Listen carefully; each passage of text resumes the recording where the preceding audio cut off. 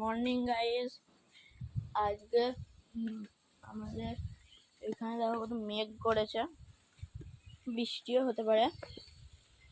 তাহলে আমি বাগানে ঘুরছি আর চলো আমাদের কিছু গাছ দেখায়।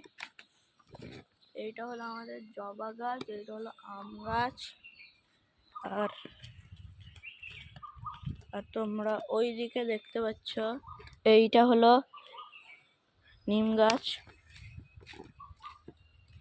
অনেক কিছু আছে। এটা নয়নতারা গাছও ছোট্ট হয়েছে। তো ওখানে একটা আখা আছে, ওখানে আমার ঠাম্মি ভাত বানায়। এখানে তুলসী গাছ আছে, কলকে গাছ আছে, নয়নতারা গাছ আছে এই সাইজে এইটা, আর ছোট একটা নয়নতারা গাছ হয়েছে এখানটায়। আর